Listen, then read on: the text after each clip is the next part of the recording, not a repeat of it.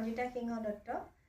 মই এটা বিশেষ কাৰণত ৰাতিয়ে ভাবি থৈছিলোঁ যে দেউতাৰ এটা সংযোগ ঘটিছিল, যিটো কাম ভাৰতক পৃথিৱীৰ ভিতৰত আগবঢ়াই নিবৰ কাৰণে, সেই বস্তুটোক চাবৰ কাৰণে মই মানে ইমান উৎসুক হৈ আছিলোঁ যে মই ৰাতিপুৱা শুই উঠিয়ে মোৰ ভাইটি পৰশমণিক ক'লোঁ যে পৰশমণি বোলে আমি মিছামাৰী যাওঁ, মিছামাৰীত গৈ দেউতাই কাম কৰা সেই কামখিনি চাবলৈ যাওঁ। তাৰপিছতে মিছামাৰীলৈ আমি এটা সময়ত চাহ তাহ খালোঁ, খাই পেলাই আমি মিছামাৰীলৈ ওলালোঁ। মিছামাৰীলৈ গৈ আমি এটা কথা হ'ল কি এয়াৰফিল্ড বিচাৰি আছোঁ। তাৰপিছত পালোঁ এটা বিশেষ এৰিয়াৰ পৰা বহুত ডাঙৰ। তাৰপিছতে তাত লিখা আছে কি নৰ্থ ইষ্ট হক এনেকৈ লিখা আছে। আচ্ছা, এতিয়া আমাক কি হয়, আমি এটা মানুহ বিচাৰিছোঁ কেনেকৈ সোমাওঁ মিছামাৰী এয়াৰফিল্ড, কাৰণ দেউতাৰ তাত যোগাযোগ আছিল, দেউতাই জুখিছিল, দেউতা ব্ৰিটিছৰ চাহাবৰ লগত কাম কৰিছে সেইবিলাকত। সেইকাৰণে মই আৰু পৰশমণিয়ে কি কৰিলোঁ, তেখেতৰ মিলিটাৰী যিসকল আছে তেখেতসকলক ৰিকুৱেষ্ট কৰিলোঁ, আমাক এলাউ কৰিলে, কিন্তু ক'লে যে বন্ধৰ দিন এটাত আহিলে বেছি ভাল হয়, এতিয়া হেলিকপ্টাৰবিলাক উৰি আছে, অসুবিধা হ'ব, আপোনালোকে তেতিয়া ভিডিঅ'ও কৰিব পাৰিব। কিন্তু তাৰপিছত আমি ভিতৰলৈ গৈ কি দেখিলোঁ এতিয়া আপোনালোকক মই কৈছোঁ। আৰু আগতে মই লিখা পঢ়া আৰু কোৱাৰ মাজত, দেখাৰ মাজত সামঞ্জস্যখিনি ক'বলৈ বিচাৰিছোঁ। কথাই ক'ম যে সেই আৰ্মি যিখন এয়াৰফিল্ড বুলি কোৱা আছিল, সেই এয়াৰফিল্ডখনৰ লগত দেউতাৰ জীৱনৰ সম্বন্ধ আছে। আৰু লগে লগে মই দেউতাৰ যিহেতু জীৱন চক্ৰৰ ওপৰত এখন কিতাপ লিখিছিলোঁ, কৰ্মজীৱনৰ ওপৰত, সেইকাৰণে মই এনেকুৱা এটা হৈছিল যে মই মিছামাৰীৰ যদি এইখন নাচাওঁ তেতিয়াহ'লে মই শান্তি নাপাম। কাৰণ ছেকেণ্ড গ্ৰেড ৱাৰৰ সময়ত বনোৱা সেই বস্তুটো ঠিকে আছেনে, সেই সময়ত যে জংঘল ভাঙি বনোৱা সেই এয়াৰফিল্ডখন ভালে আছেনে, এই প্ৰশ্নটোৱে মোৰ মনত বৰ দিগদাৰী কৰিছিলে। কাৰণ দেউতাই লিখি থৈ গৈছিল যে চীনাত বিশ্বাস নাই, সেই এয়াৰফিল্ডখন বিমান পথাৰখন সংৰক্ষিত হৈ থাকিব লাগিব, কাৰণ ভৱিষ্যত এইখনৰ ব্যৱহাৰ হ'ব পাৰে। কিন্তু গৈ পেলাই দেখি ইমান ভাল পালোঁ যে সঁচাকৈ ইমান সুন্দৰকৈ সংৰক্ষণ কৰি ৰখা আছে। মোৰ মানে এনেকুৱা লাগিছে যেন দেউতাহঁতে কাম কৰি আছে, জন বল্টনহঁতে কাম কৰি আছে। বহুত অনুৰোধ কৰি পেলাই ভিতৰলৈ সোমালোঁ, কিন্তু আমাক পটকৈ অনুমতি দিয়া নাছিল। যেতিয়া বহুত কথা বুজালোঁ যে আমি মাত্ৰ চাম আৰু জোখ মাখবিলাক ক'লোঁ, তেতিয়া কৈছে একদম সঁচা কথা, একদম ৰাইট হৈছে। আচ্ছা, এতিয়া মই এটা কথা ক'ম যে দেউতাই এয়াৰফিল্ডখন বনাবৰ কাৰণে সেই ব্ৰিটিছজনক লগ কেনেকৈ পালে। 1940 চনৰ পৰা 42 চনৰ ভিতৰত, তেতিয়ালৈকে কিন্তু অসমত দ্বিতীয় মহাযুদ্ধৰ কোনো প্ৰভাৱ পৰা নাছিল। সেইখিনি সময়ত দেউতা আছিলে ৰাধা গোবিন্দ বৰুৱাৰ ডিব্ৰুগড়ৰ বৰুৱা প্ৰেছৰ ছাব এডিটৰ। আৰু দেউতাই বিভিন্ন কাকতত, আপোনাৰ যিমান কাকতত নিউজ লেটাৰবোৰ লিখিছিল, আৰু দেউতাৰ এইটো যিটো জাৰ্নেলিজমটো দেউতাৰ মেইন বস্তু আছিল, আৰু সেই জাৰ্নেলিজমক লৈয়ে দেউতাই সকলোবোৰ কাম কৰিছিল। সেই সময়ত বৰুৱা প্ৰেছত যেতিয়া দেউতাই কাম কৰি আছিল, তেনেকুৱা অৱস্থাত এজন ব্ৰিটিছ আহিছিল। ব্ৰিটিছজনে কি কৰিছিলে, এখন ডায়েগ্ৰাম আঁকিব লাগে, ডায়েগ্ৰামখনক তেওঁ কোনোপধ্যে আঁকিব পৰা নাই, কাৰণ ডায়েগ্ৰামখন বৰ জটিল। তাৰপিছত দেউতাক ক'লে যে এইটো বস্তু এনেকৈ। দেউতা চোকা মগজৰ মানুহ, তৎক্ষণাত বুজি পাই কি কৰিলে, গোটেইখন তেখেতক ক'লে যে আপুনি চিন্তা নকৰিব, আপুনি মোৰ লগতে থাকক, মই গোটেইখিনি কৰি দিম। তাৰপিছত দেউতাই অতি সুন্দৰকৈ সহজকৈ সেই জটিল ডায়েগ্ৰামক তেখেতক সুন্দৰকৈ আঁকি মেলি বুজাই দিলে। তাৰপিছত তেখেতৰ লগত দেউতাৰ এটা ভাল সম্বন্ধ হ'লগৈ, আৰু তেখেতৰ নাম আছিলে জন বল্টন। তেখেত এজন ব্ৰিটিছ। আৰু জন বল্টনক আকৌ পিছৰবাৰ দেউতাই কেনেকৈ লগ পালে। দেউতাই বৰুৱা প্ৰেছত থাকোঁতে আছাম ট্ৰিবিউন তেতিয়া নাম দিছিল, যিখন ইংলিছ পেপাৰ তেখেতে উলিয়াইছিল। সেই আছাম ট্ৰিবিউনৰ কি হৈছিল, তাত এটা নিউজ দিলে যিটো ব্ৰিটিছে দিব নিদিয়ে, কাৰণ ব্ৰিটিছ হ'ল চৰকাৰ তেতিয়া, ব্ৰিটিছৰ দিন। তেখেতসকলে নিবিচৰা এটা নিউজ দেউতাই দি দিয়াৰ কাৰণে দেউতাৰ ৰোষত পৰিলে ব্ৰিটিছক। এতিয়া কি হ'ব, হয় দেউতা কোৰ্ট মাৰ্চিয়েল হ'ব আৰু পেপাৰখনৰ প্ৰতি সমস্যা আহিব পাৰে। সেইকাৰণে দেউতাই বৰুৱাদেৱক ক'লে, ৰাধা গোবিন্দ বৰুৱাদেৱক, যে আপুনি বৰুৱাদেৱ, মই এতিয়া এটা কাম কৰোঁ, আপোনাৰ পেপাৰখনক মই কোনো অনিষ্ট কৰিবলৈ বিচৰা নাই, মই এতিয়া তেজপুৰলৈ যাওঁগৈ। তেতিয়া বৰুৱাদেৱে ক'লে নাই নালাগে, আপুনি নাযাব। কৈছে নহয়, মোৰ যদি কোৰ্ট মাৰ্চিয়েল হ'লে যদি মোৰ জেলো হৈ যাব পাৰে, তেতিয়া মই জীৱনটোত নোলাবও পাৰোঁ। দেউতা গুচি আহিল। বৰুৱাদেৱেও বৰ দুখ কৰিলে, কিন্তু দেউতা গুচি আহিলে। দেউতা আহি পেলাই তেজপুৰ যেতিয়া আছে, তেতিয়া তেওঁ ৰাস্তাত এদিন কি হ'ল, জন বল্টনক লগ পালে। জন বল্টনে দেউতাক দেখি পেলাই খুব ভাল পাইছে, দেউতাহঁতৰ ঘৰলৈ আহিছে, আহি পেলাই তাত চাহ তাহ খাইছে। খোৱাৰ পিছতে দেউতাক ক'লে যে মই এটা এয়াৰফিল্ড বনোৱা এটা মোক প্ৰজেক্ট কৰিবলৈ দিছে ব্ৰিটিছ চৰকাৰে। এতিয়া সেই প্ৰজেক্টটো কৰিবৰ কাৰণে প্ৰথমতে মাটি অধিগ্ৰহণ কৰিব লাগিব এতিয়া মাটি ক'ত আছে ক'লে কি আপুনি মোক সহায় কৰিব পাৰিবনে দেউতা সদায় আগ্ৰহ নমান দেউতা কৈছে নিশ্চয় পাৰিম দেউতাই চিধাই কি কৰিলে একদম সেইফালে গাঁৱৰ পিনে লৈ গুচি গ'ল গৈ পেলাই বৰ্তমান আপোনালোকে সেই এয়াৰফিল্ডখন দেখা নাই মিছামাৰী সেইকাৰণে ধৰিব নোৱাৰিব যদি দেখিছে গম পাব কিমান মাটি এতিয়া তাত মিলিটাৰী ষ্টাফ মিলিটাৰী বেলেগ ধৰণৰ একেবাৰে বেলেগ ধৰণৰ মই নিজে দেখিয়ে অবাক হৈ গৈছোঁ আৰু তাত এটা বস্তু আছে তৃতীয় মহাযুদ্ধ ATC লিখা এটা সৰু এটা ঘৰ আছে গোলকে দ্বিতীয় মহাযুদ্ধৰ সময়ত বনোৱা তাৰ প্ৰমাণ আছে তাত বোলে চব ফটোবিলাক আছে মানুহবিলাকৰ নাম আছে আমাক কিন্তু আজি যাবলৈ নিদিলে তাৰপিছত কি হ'ল জন বল্টনে দেউতাক লগ পাই যেতিয়া লৈ গ'ল দেউতাই গ'ল গৈ পেলাই সেই মাটিবোৰ দেখুৱাই দিলে দেখুৱাই দিয়াৰ পিছত এতিয়া কাম আৰম্ভ হ'ব কাম আৰম্ভ হোৱাৰ আগতে ব্ৰিটেইনৰ পৰা খবৰ আহিলে দিক স্থিতি কি দিক স্থিতি মানে সেইটো কোন দিশত আছে কাৰণ তেওঁলোকে যদি এয়াৰফিল্ডখন বনায় যদি এয়াৰফিল্ডখন বনাবলৈ হ'লে কোন দিশত বনাব কেনি ঢালু কৰিব বহুত কথা আহি পৰে তাৰপিছত এতিয়া কি হ'ল জন বল্টনৰ আণ্ডাৰত কিন্তু আইৰিছ স্কটিছ বহুত ব্ৰিটিছ আহি গ'ল মানে তেখেতসকলক ইঞ্জিনিয়াৰ নাম দিয়া হ'ল কিন্তু তেখেতসকলৰ ইঞ্জিনিয়াৰিং জ্ঞানটো দেউতাই কোৱা মতে বৰ বেছি নহয় যেতিয়া প্ৰশ্ন হ'ল যে দিক স্থিতি কি ইংৰাজসকল মানে বৰ বিপদত পৰি গ'ল এতিয়া কি হ'ব দেউতাই কি কৰিলে ঠিক আছে মই এইটো ছল্ভ কৰি আছোঁ দেউতাই লগে লগে কি কৰিলে দেউতাক এখন জীপ গাড়ী দিছিল তেখেতসকলে কাৰণ দেউতাক এটা পাৱাৰ দিছিল কাম কৰিলে দেউতাৰ পাৱাৰটো এনেকুৱা যে দেউতা আৰ্মি ছাৰ্ভিচত কাম কৰে কিন্তু দেউতা মিলিটাৰী নহয় কিন্তু দেউতাৰ তাৰ সেইখিনি কাম মুকলি হিচাপে কৰিব পৰা ক্ষমতা দি দিলে সেইটোৰ নাম হ'ল ৱাৰেণ্ট অফিচাৰ ৱাৰেণ্ট অফিচাৰটো হ'ল আৰ্মি অফিচাৰ এজনৰ দৰে তেওঁ সকলো চিক্ৰেট বস্তু জানিব পাৰিব তাক কিন্তু তেখেতে এইটো ডিছক্ল'জ নকৰে কেতিয়াও কাকো তাৰপিছত দেউতাই যেতিয়া দিক স্থিতি কি উলিয়াব লাগে তেতিয়া দেউতাই কি কৰিলে আপোনালোকে তেজপুৰৰ মানুহে যদি হয় নিশ্চয় গম পাব যে কোল পাৰ্ক যিটো চিত্ৰলেখা উদ্যান বুলি কয় তাৰ অপজিটত এইটকেন ব্ৰাদাৰ্ছ বুলি এটা ছাৰ্ভে কৰা চেণ্টাৰ এটা আছে সেইটো খুলিছিলে সমীক্ষক ছাৰ্ভেৰ চেণ্টাৰ বুলিয়ে কয় সেইটো হ'ল এইটকেন ব্ৰাদাৰ্ছৰ এইটকেন ব্ৰাদাৰ্ছ কোন এইটকেন ব্ৰাদাৰ্ছ হৈছে 1930 চনত দুজন এইটকেন এজনৰ নাম হৈছে এলেক আনজনৰ নাম হৈছে অলি এওঁলোক দুজনে সেই ছাৰ্ভিচ চেণ্টাৰটো খুলিছিল এতিয়া সেই তাত কি কৰিলে তেতিয়া ব্ৰিটিছ আছেই তাত ব্ৰিটিছৰ তলত অৱশ্যে ইণ্ডিয়ান কৰ্মচাৰীও কিছু আছে বেংগলী মই চিনি পাওঁ তেওঁলোকৰ ফেমিলি ভাচ্চাৰ্জী ফেমিলি আচ্ছা সেই দেউতাই কি কৰিলে লগে লগে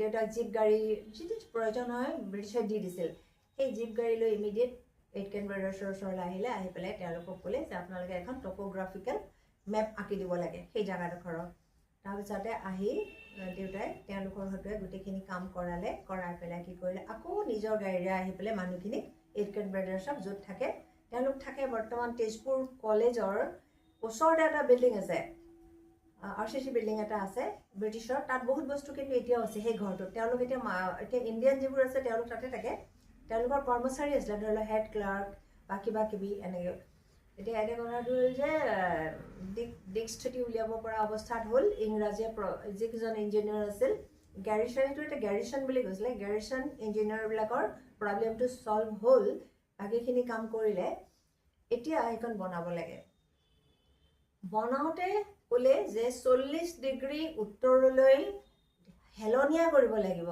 ঢাল খোৱাকৈ আৰু পূব বা পশ্চিমাকৈ হ'ব লাগিব এতিয়া সেইখিনি কাম কৰোঁতে ব্ৰিটিছকেইটাৰ বৰ দিগদাৰ হৈছে বোলে তাৰপিছত দেউতাই ডাঙৰ মেগনেট লৈ জুখি মাখি জন বল্টনক ক'লে যে ময়ো কৰি আছোঁ আপোনালোকে চাওক এইটো বস্তু তেনেকৈ হ'ব সঁচাকৈ সুন্দৰকৈ হ'ল হোৱাৰ পিছত আপোনাৰ ক'বলৈ কি আছে আজি যেতিয়া মই সেই তাৰ এয়াৰফিল্ডৰ মানুহবিলাকক সুধিলোঁ যে মোক প্ৰথমতে আপোনালোকে কওক এয়াৰফিল্ডখনৰ মানে শ্লপটো কোনফালে আছে তেতিয়া মই কৈছোঁ উত্তৰলৈ আৰু 40 ডিগ্ৰী হ'ব লাগে আছেনে কৈছে একদম আছে তাৰপিছত মই কৈছোঁ পূব পশ্চিমাকৈ এয়াৰফিল্ডখন বনাইছেনে কৈছে একদম বনাইছে ইমান কাৰেক্ট আপুনি চাওক এটা কথা মই কওঁ যিটো মই আগতে ক'ব লাগিছিল এই যিটো ইংৰাজৰ যিটো দল আহিছিল এয়াৰফিল্ড বনাবলৈ সেই দলটোত এটা গ্যাৰিছন ইঞ্জিনিয়াৰিং গ্ৰুপ বুলি কোৱা হৈছিল আৰু এই গ্ৰুপটোত হৈছিল কি প্ৰায় ব্ৰিটিছ স্কটিছ এই সকলেই আছিল ব্ৰিটেইনৰ বাহিৰে কোনো মানুহ নাই তাত আৰু তাৰ ওপৰত হ'লে ইণ্ডিয়ান হিচাপে দেউতাই আছিল কিন্তু দেউতাই এটা কাম কৰিছিলে যেতিয়া তাত তেওঁলোকে ঠিক কৰিলে যে এতিয়া আমি এটা আমাৰ ডাঙৰ ডাঙৰ বহুত মানুহ লাগিব, কিয়নো সেই মানুহসকল যদি নহয় তেতিয়াহ'লে আমাৰ কৰ্মচাৰী কাম কেনেকৈ হ'ব। তাত কি কৰিলে, দেউতাই ক'লে যে নহয় এটা ঘৰ বনাওঁ। ঘৰটো কেনেকুৱা ধৰণৰ হ'ল, পকাৰ খুব দীঘলীয়া ঘৰ এটা, পকাৰ আৰু বেৰখন কিন্তু চিমেণ্টৰ হয়, কিন্তু ছালখন খেৰৰ।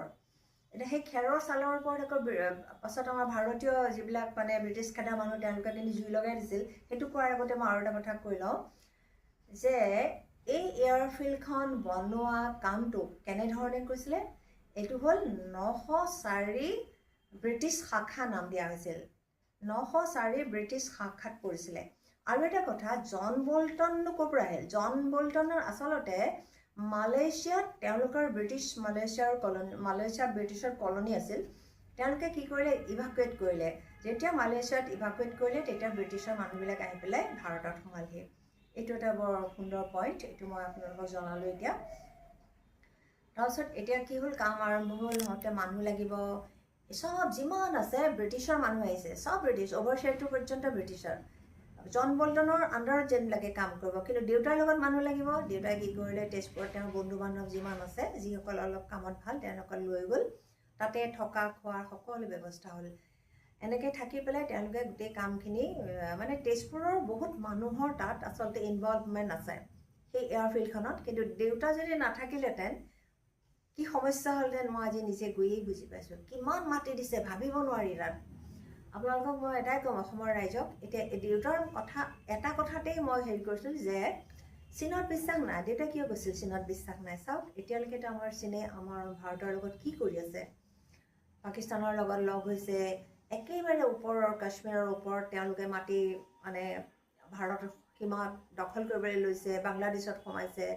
আৰু তেওঁলোকে আৰু এটা কথা কয় যে হেনো উত্তৰ পূবখন আচলতে চীনৰ আণ্ডাৰত হ'ব লাগে। চীনে কয় এইটোক দেউতাই নাম দিছে নৃগোষ্ঠীয়। নৃগোষ্ঠীয় কিয় নাম দিছে?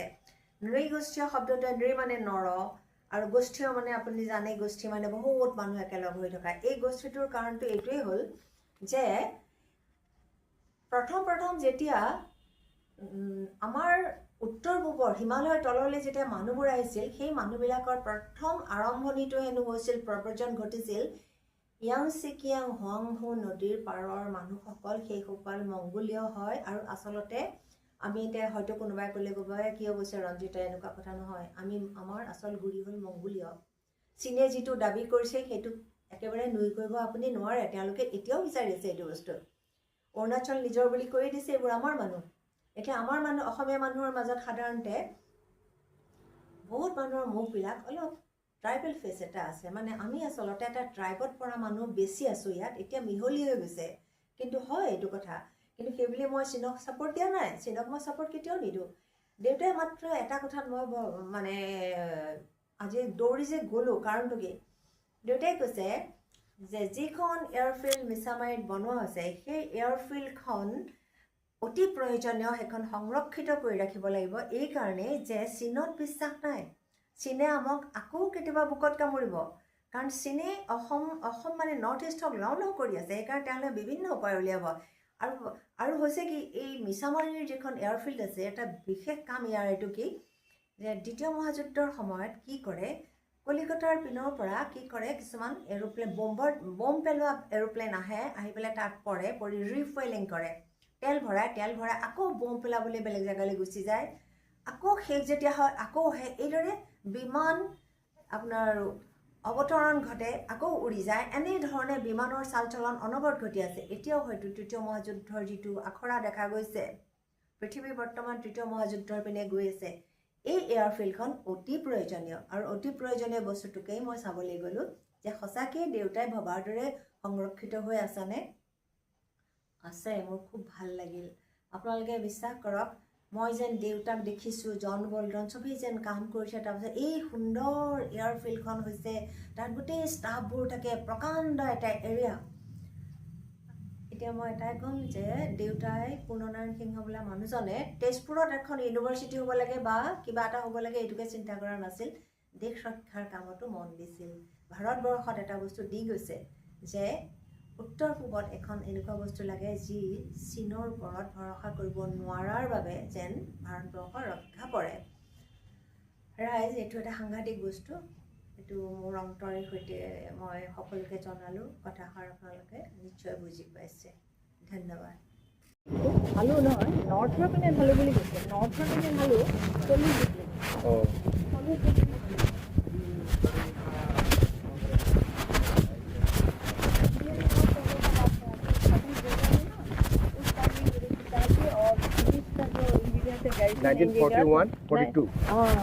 जॉन बोल्टन उस टाइम में बनाया हुआ है ये इसीलिए मैंने जो लिखा है ना लिखा पढ़ा बाबा से सुना क्लियर करेंगे और बहुत इंटरेस्टिंग देखना है इसको कोई बात नहीं आप एक बार बता दो ना ये तो किसी भी ट्रेन चल रही है ना तो आपको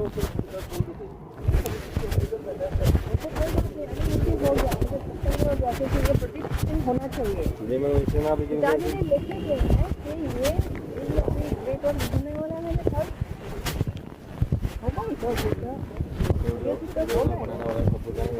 हमारा भी ठीक है मुझे देख लिया मुझे तसल्ली नहीं सर आप ऐसे बात नहीं है लेकिन अभी ये वीडियो नहीं करेंगे हम भी नहीं दिल अभी भरा हुआ है क्योंकि मेरे पिताजी ने जो लिखा जो मुझे बताया जो मुझे मैंने सुना उस टाइम वो ब्रिटिश को मैंने नहीं ढूंढा उस टाइम ये लोग को मैंने देखा ना My father, my elder sister, my father was member of parliament of this district, Dr. Punna Narayan Sinha.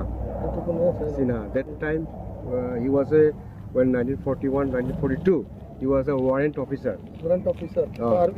British given him. British Army, Air Force, wing commander not that type of तब ये बनाया हुआ था ये airfield जो है ना airfield के time पे एयरफील्ड जब बनाया उस टाइम पे सब है हम लोग के पास ओके किताब में हम लोग हम देखना चाहते हैं हम हमारे दिल बोला है कि तुम खुद देख लो पिताजी दीदी का 8 इयर्स हो गया है वो चाहती है कि एक बार देख के जाए चलने ना अच्छा ठीक है आप ऐसे फ्लाइंग के बाद में आए थे ना तो कोई दिक्कत नहीं है कोई बात नहीं हो गया मैडम आप आना होगा तो 4:30 के बाद में आ जाओ कोई कुछ नो प्रॉब्लम कहीं भी घूम सकते हैं आप कहीं भी देख सकते हैं क्या बस आराम से आ सकते हैं 4:30 के बाद एक बात बोलिए मुझे एक बात जानना है ये तो रनवे है ना अच्छा ये जो बनाया हुआ है ये कौन सा है ईस्ट वेस्ट नॉर्थ ईस्ट कौन सा है ये मैडम 0523 इधर 05 है इधर 23 है ये नॉर्थ है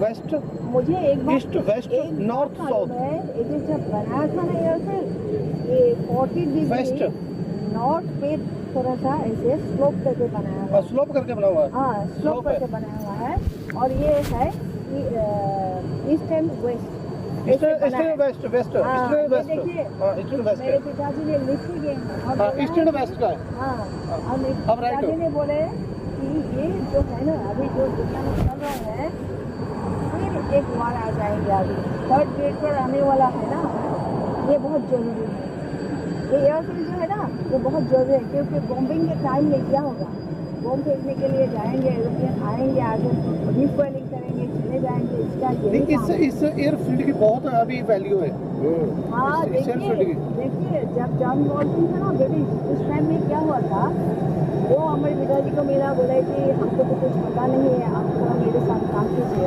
बात नहीं चलो मेरा तो अपना ही जगह है उसके बाद बाबा पिताजी आया है उसके बाद कितना उसने हलवा बनाया उसके बाद कितना टीम आ गया we are 500 years old legacy 1526 my forefather Scotland 500 देखिए कितना का मेरा मेमोरी है इसलिए मुझे बहुत देखना है हो गया चलिए we are from 4:30 बजे आने से our legacy is from आप सर से जो भी बात करके कुछ राजवंशी था कुछ Bihar we are the royal family of the Kush our king 500 years more than 500 actually it is 4,500 but more than maybe 1,000 in Tezpur where we are living Tezpur living वहाँ क्या है हम लोग का जो लैंड पे हम लोग है ना फैमिली वो 300 हो गया आपके फादर है कि ग्रैंडफादर थे फादर है ग्रैंडफादर नहीं ग्रैंडफादर के दिन पे आए हुए हैं यहाँ केशपुर में। नहीं, अभी जो इधर काम किया था वो ये आपके काम मेरे ग्रैंडफादर पिताजी- थे। मेरे father है। पिताजी- Father, मेरे father। पिताजी- ये मेरे पिताजी ने किया था। हमको सब मालूम है इसके बारे में।